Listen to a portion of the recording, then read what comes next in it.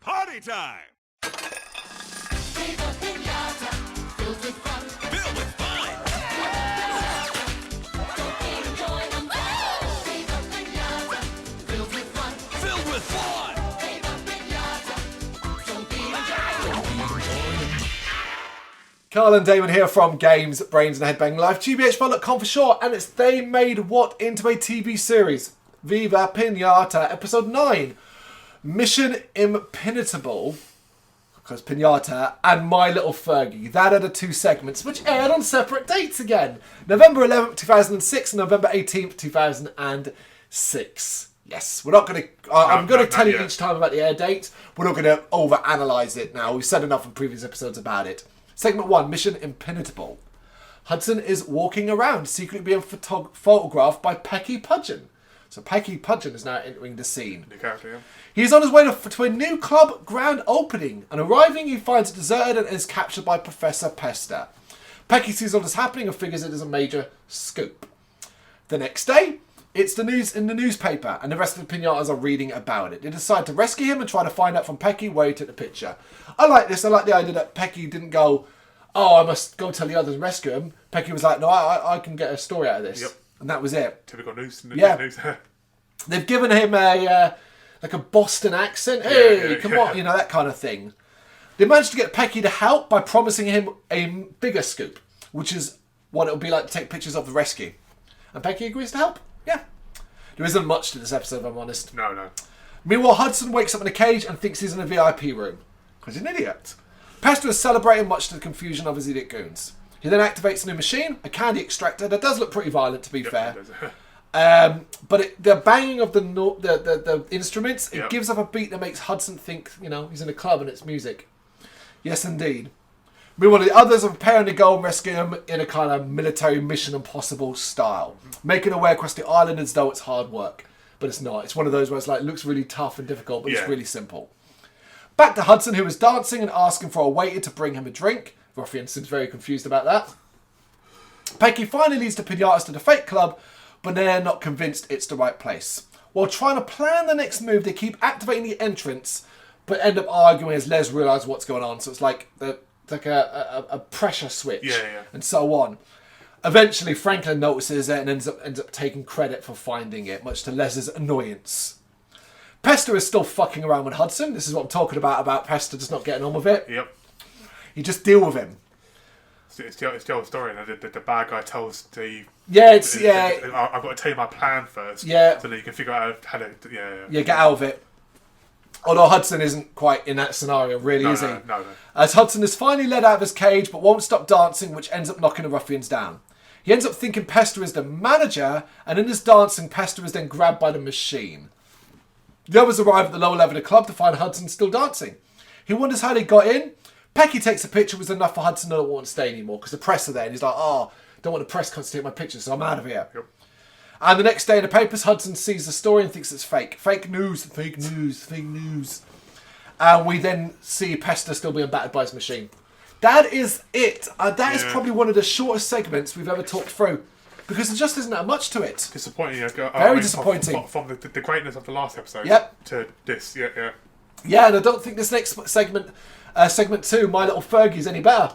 I don't either. But there you go. Ups and downs, right? Yep. Fergie is cleaning his house as his mother is coming to visit. It appears as though Fergie has been writing her letters claiming that he's a big party animal. He's been lying. She comes inside and Paulie arrives afterwards to warn Fergie that Langston is on the march for a pinata to go to a party. As his mother is in earshot, Fergie pretends he wants to go. I do like Paulie's reaction to that. He's like, the fuck? Yeah. She's then introduced to the main pinata gang. Her claims about Fergie being a party animal confuses them, but they do quickly realise they should play along and clearly something's going on here. Yep. And at home we see Fergie's been overfed by his mother. Later, she's out picking flowers and along comes Pecky to get her story. And she ends up revealing all the fake stories Fergie has told her, and Pecky, being a reporter, simply takes notes. When the news comes out, Langston, seeing it, is outraged. Outraged. And he overhears Fergie and Paulie and sees that Fergie is huge. He thinks he is perfect for a camp party coming up and plans to utilise the lie to get him there. So, you might be thinking, so this episode's going to have a moral, right? Yep. And I thought they were as well. I was like, okay, this is going to be proven. Like, this is why lying. The story, it's simple. Be honest. Yeah. Get yourself in trouble if you lie. That is not how it plays out, though. Weirdly. He goes to visit Fergie's mother and plays along as Fergie comes home. Langston reveals that he's going to the big pie. And basically, by doing this, the only way Fergie can get out of this is to reveal the truth. We then see Fergie is pretending to have the clucklepox. His mother is trying to make him feel better with food, and as much as Fergie tries to deny the urge, he can't help but eat, which naturally convinces his mother that if you've got your appetite back, you're gonna be fine. Be fine, yeah. Desperate, he visits the Great Bonboon, and the Great Bonboon weirdly gives him good advice. Yes. For once, Yeah. come clean to your mother. Tell her the truth. And Fergie decides, I have to tell her the truth.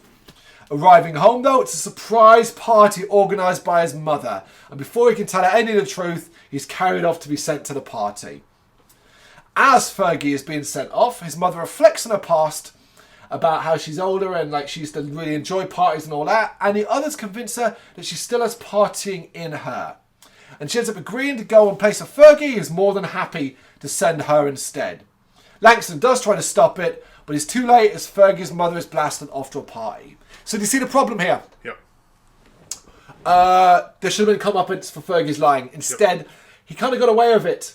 And I don't get that. Don't get that thinking as well. Nope. I thought it was sensibly going to be that Fergie reveals to his mother, talks about how he didn't want to let her down because he wasn't really doing anything or he's scared of parties. And she's like, you can never distort me and my son. I love you and all that kind of thing. Yep. And then maybe they go off to a party together. That's what we do. And here it's like he gets away with it, sends his mother in replacement. Yep. And that's it. And I'm like, weird message. Yeah, it seems to always that there's always a way, an excuse and a way for. It's like, he's going to the party, then suddenly, bam, no, he's not. Something stops him from going. Yeah. I don't mind that. I like the idea of Fergie trying to get out of it, but the way they did about this one, and you could say, oh guys, you're reading too much into it. It's for kids and all that, but that's why you have to read too much into it. Yeah. This is about lying. This is about being dishonest and not telling people who you are or the truth about yourself. It's not acknowledging your faults or the things you're scared of, or maybe getting support of a family member, a mother too as well. Yep. This encouraged, could have been seen as encouraging a child to lie to their mother because they might get away with it. Yeah, indeed. Strange. Indeed. Yeah. And so I would like to say maybe we'll go back to this, but we won't. You know, I don't think we'll see her again. No, Same. That's the thing, yeah. But overall, the two together, Mission Impenetrable and My Little Fergie, poor. Yeah. I think this is one of the poorest double segments overall. Definitely.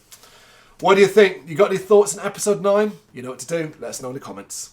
Thank you very much for watching. If you liked what you saw, please help us out by giving us a thumbs up and hitting that subscribe button. If you really liked what you saw, consider donating to keep the website and channel running by buying us a coffee via our coffee page or picking up some merch from our Big Cartel store. You can check us out on gbhbl.com as well as via our social media, Facebook, Instagram and Twitter, as well as listen to our interviews via SoundCloud, Apple Music and Spotify. Just search for GBHBL. Games, horror and heavy metal. What else is life for?